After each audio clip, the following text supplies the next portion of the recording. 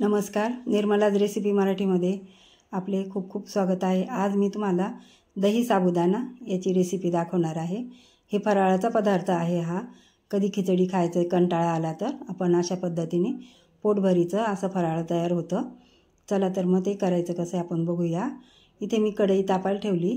त्या कढईमध्ये अगदी छोटी वाटी साबुदाणा हा भाजायला टाकलेला आहे। आपल्याला हा साबुदाणा छान असा खरपूस होईपर्यंत बारीक गॅसवर छान भाजायचा, सावकाश भाजायचा।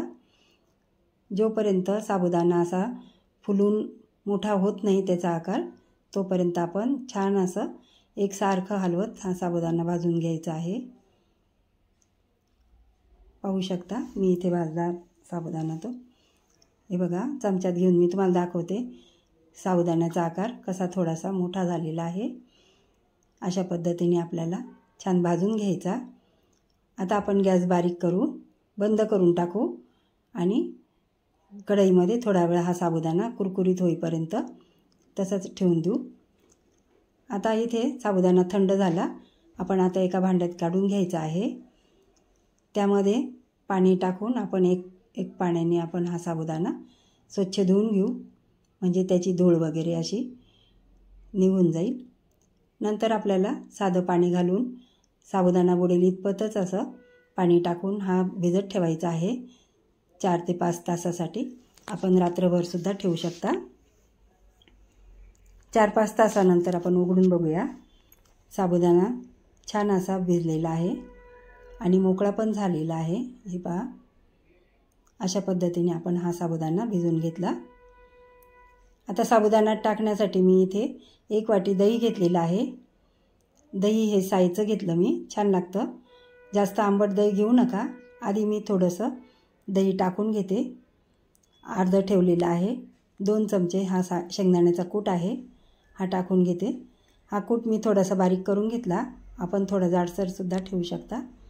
2 चमचे साखर घातली आहे। हा पदार्थ गोडच असतो, आंबट गोड। किंचित अगदी चवीनुसार थोडं मीठ घातलं, अगदी चवीपुरतं घालायचं मीठ। आणि हे सर्व आता आपण एकत्र करून घेऊ। आपल्याला जर हे मिश्रण थोडं घट्ट वाटत असलं तर आपण यात थोडंसं दूध पण घालणार आहोत। आता मी जे शिल्लक राहिलेलं दही होतं थोडं, ते पण त्यात घालून घेते। हे पहा कोरडं वाटतं मिश्रण। आता जे होतं थोडंसं राहिलेलं दही ते टाकून घेते आणि ह्या दह्याच्या वाटीत मी अर्धी वाटी दूध घेणार आहे, म्हणजे हे सरसरीत असं आपल्याला मिश्रण तयार होईल खाण्यासाठी।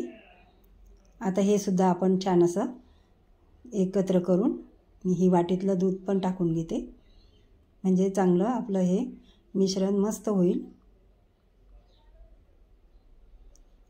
पाहू शकता या पद्धतीने मी इथे तयार केलेलं आहे। आता आपल्याला यात थोडी फोडणी घालायची।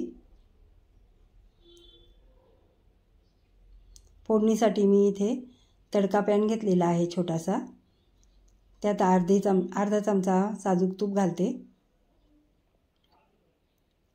इथे 1 चमचा झालं, मी थोडं कमी करते। आपल्याला फक्त फोडणीपुरतंच तूप घ्यायचं आहे। आवडत असेल तर घालू शकता आपण जास्त, पण मी इथे अर्धा चमचा तूप घेतलं।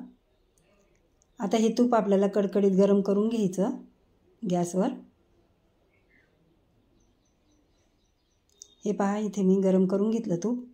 आता त्यात एका मिरचीचे मी तुकडे घालून घेते। आपण जर जिरं खात असाल तर जिरं पण घाला। मी इथे पाव चमचा जिऱ्याचा वापर केलेला आहे। हे दोन्ही याचं छान असा तडका तयार केला। आता आपण तो त्यावर टाकून घेऊ। थोडं थंड झाल्यानंतर आपण ह्या मिश्रणावर ही फोडणी केलेली टाकून घ्यायची। त्यात तूप पण आहे अर्धा चमचा, ते पण टाकून घेते आणि हे छान असं आपल्याला मिक्स करून घ्यायचं। हलवून हे छान असं एकजीव करून घेतलं। इथे आपला हा फराळाचा चांगला हा मेनू तयार झालेला आहे। तुम्ही नक्की करून पहा। हे शक्यतो केला जात नाही, मुलांना वगैरे आवडत असाल तर नक्की करून पहा। या उपासाला करून पहा। अगदी सोपी आणि झटपट होणारी रेसिपी आहे। याच्याने पोटामध्ये शांतता पण अशी छान थंडगार असं हे मिश्रण लागतं. तुम्ही नक्की करून पहा. तुम्हाला जर माझी ही रेसिपी आवडली असेल तर लाईक करा, शेअर करा, सबस्क्राईब करा. भेटू आपण नवीन पुढच्या रेसिपीमध्ये. हा व्हिडिओ संपूर्ण पाहिल्याबद्दल धन्यवाद.